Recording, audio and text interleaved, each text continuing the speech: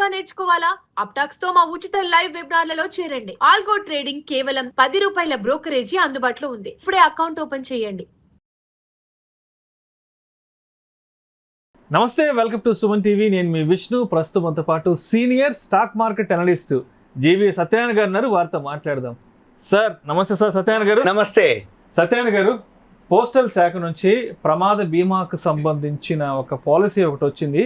₹755కే 15 లక్షల ప్రమాద బీమా. అవును, పిల్లల చదువులకు అదనంగా మరో ₹1,00,000 కూడా అంటూ కూడా పోస్ట్ ఆఫీస్ నుంచి ఒక కొత్త పాలసీ రావడం జరిగింది. దానికి సంబంధించిన పూర్తి వివరాలు మన ప్రేక్షకులు తెలియజేయగలరు? ఓకే, ఇది చాలా రోజులైంది వచ్చి, కాకపోతే మనం మన ప్రేక్షకులకి ఒకసారి ఎక్స్ప్లెయిన్ చేస్తున్నాం. ఎందుకోసం అంటే ఆల్రెడీ ఈ చాలా వరకు గవర్నమెంట్ స్కీమ్స్ ఏవైతే ఉంటాయో, సెంట్రల్ కానీ పోస్ట్ ఆఫీసులు కానీ, ఇటువంటి ఏంటంటే మనకు తెలిసి మనం పోయి అడిగితే తప్ప వాళ్ళు ఎక్కువ శాతం చెప్పడం కానీ అవన్నీ ఉండదు. జనరల్గా ఏంటంటే పేపర్లో అనౌన్స్ చేస్తారు, ఈ స్కీమ్ స్టార్ట్ అయింది అంటారు. ఎంతమంది చూస్తారు, ఎంతమంది ఫాలో అవుతారు. కాకపోతే మనము అవేర్నెస్ కోసము మంచి స్కీమ్లు ఉన్నాయి అనేది మనం ఇప్పుడు చేస్తున్నాం. ఇది ఆల్రెడీ జనవరిలోనే అనౌన్స్ చేయడం జరిగింది. దీంట్లో 3 రకాలు ఉన్నాయి. ఏమేమి ఉన్నాయో ఆ 3 రకాలు కూడా మనము, అంటే చిన్న అమౌంట్, పెద్ద అమౌంట్, మీడియం, ఎవరు ఎంత చేయగలరు అనే దాని మీద ఇప్పుడు మనము చేద్దాం. ఫస్ట్ ₹755 ఒకటి స్కీమ్ ఉంది. దీంట్లో ఈ ₹755 ఏంటిదో చూద్దాం. దానికి ఎంత ప్రీమియం, 755 ప్రీమియం కడితే ఎంత ఇన్సూరెన్స్ పాలసీ వస్తుంది అనేది, ఎంత క్లెయిమ్ వస్తుంది, అయితే అది ఎవరికి ఉపయోగపడుతుంది, ఎంత ఉపయోగపడుతుంది దాని గురించి అనమాట. అయితే ఇది తక్కువ ప్రీమియం తోటి మన యాక్సిడెంటల్ గా ఉంటుంది అనేది అర్థం అనమాట. దీన్ని ఏమంటారంటే India post accident insurance policy. ఇప్పుడు మనం ఏదైతే స్కీమ్స్ చెప్తున్నామో ఇవన్నీ వీడియో వినండి. విని మీ దగ్గరలో ఉన్న పోస్ట్ ఆఫీస్కి వెళ్తే సంప్రదిస్తే అక్కడ మీకు ఇంకా డీటెయిల్గా ఎక్స్ప్లెయిన్ చేస్తారు. మీరు ఆలోచించుకొని 1 or 2 days టైం తీసుకొని ఆ పోస్ట్ మాస్టర్ గారిని కలిసి వీలైతే ఆ పాంప్లెట్ తీసుకోవటం, దాని దగ్గర మెటీరియల్ తీసుకోవటం, చదువుకోవటం, మళ్ళీ మీకు ఏమైనా డౌట్స్ ఉంటే ఆయన ఎక్స్ప్లెయిన్ చేసినాక అప్పుడు మీరు జాయిన్ అవ్వండి.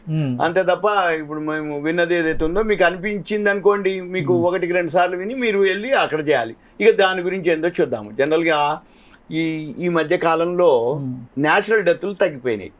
న్యాచురల్ డెత్లు ఎందుకు తగ్గిపోయినాయి అంటే మందులు, మెడికల్ బెనిఫిట్స్ వచ్చినాయి కాబట్టి ఎప్పటికప్పుడు వీళ్ళు షుగర్లని చెకప్ చేసుకుంటే అవేర్నెస్ వచ్చేసింది. ఈ అవేర్నెస్ తోటి వాళ్ళు జాగ్రత్తలు తీసుకోవటం, ముందుగానే దానికి సంబంధించిన అవేర్నెస్ అంటే హెల్త్ కి సంబంధించిన జాగ్రత్తలు, రైట్. అందుకని ఇప్పుడు మనం ఏం చెప్తాము అంటే ఏదైతే యాక్సిడెంటల్ గానే ఏదైతే ఉందో ఇది యాక్సిడెంటల్ అనమాట. ₹755 కనుక మనం కడితే ఏం జరుగుతుందో తెలియదు యాక్సిడెంటల్ గా. ఈ జరిగినప్పుడు మనము ఓకే, కానీ మన ఫ్యామిలీ మెంబర్స్ కి, మన కుటుంబానికి ఒక ఆసరా గాని. ఇక్కడ ఒక చిన్న మాట కూడా చెప్పుకోవాలి మనం.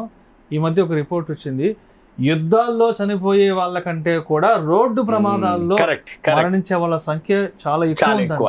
ఎందుకంటే మనం చూస్తే హైవేలో గానీ తెల్లవారుజామున గానీ అంటే అతివేగము, లేకపోతే రోడ్లు సరిగా లేకపోవటం, అక్కడ యూటర్న్ల కాడ ఇక్కడ బాగా యాక్సిడెంట్, అది రైట్. అదొకటి. ఇకపోతే అది ఆగి ఉంటే వీడు పోతుండని వెనకాల నుంచి వచ్చి ఎక్కువ శాతం యాక్సిడెంట్ జరిగేదానిలా. అంతే.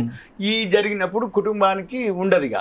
అందుకని ఇప్పుడు మనం చెప్పేది అవుతుందో అది కనుక అంటే వాళ్ళకి ఇబ్బంది అవుతుంది. కాబట్టి ఒకవేళ కుటుంబ యజమాని మరణిస్తే ఆ కుటుంబం చితికిపోతుంది. కాబట్టి ఇప్పుడు అటువంటి పరిస్థితి రాకుండా ఉండాలి అంటే చిన్న అమౌంటే ఇది. చిన్న అమౌంట్ మనం కనుక పే చేస్తే ఏంటిదనేది చూద్దాం. అయితే దీంట్లో ఇన్సూరెన్స్ 2 ఉంటుంది. జీవిత బీమా ఉంటుంది, ప్రమాద బీమా ఉంటుంది. మనము ఎవరైతే తీసుకుంటారో వాళ్ళ ఫ్యామిలీకి సంబంధించినటువంటి ఉంది.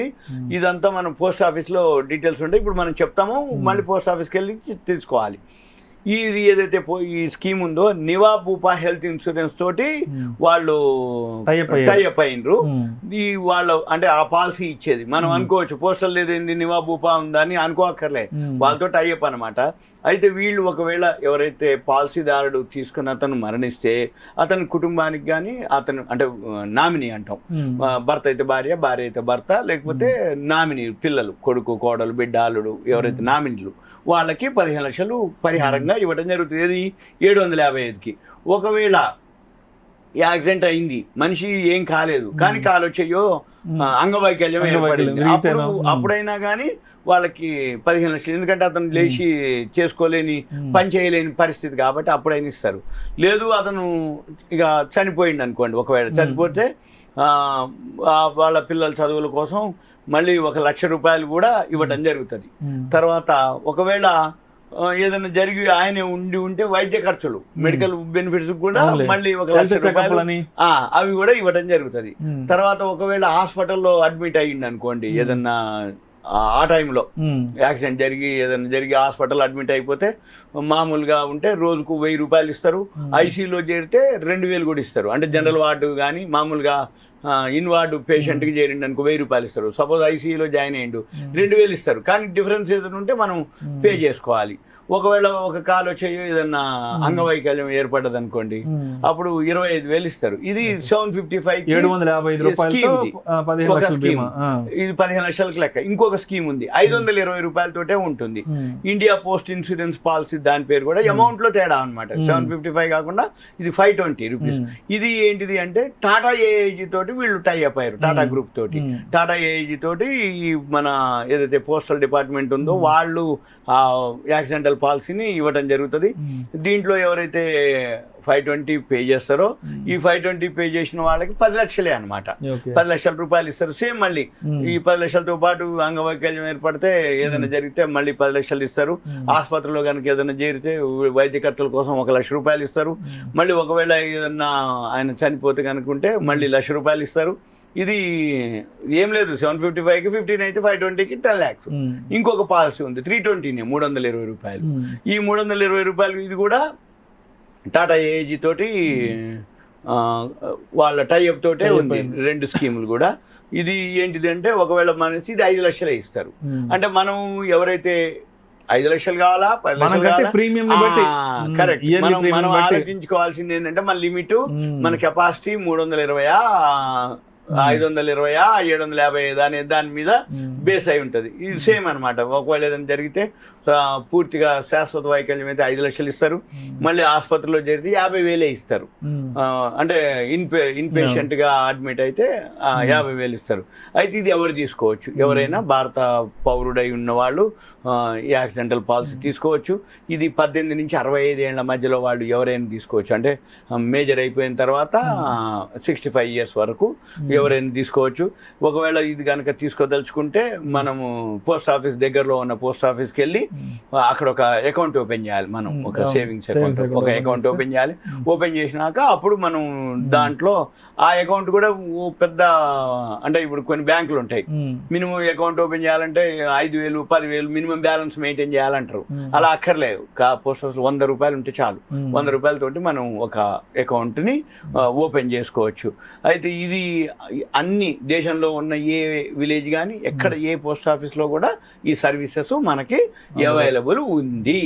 ఇంకా మీకు వివరాల కోసం దగ్గరలో ఉన్న చిన్న పోస్ట్ ఆఫీస్ అయినా వాళ్ళు పోస్ట్ మాస్టర్ గారు చెప్తారు.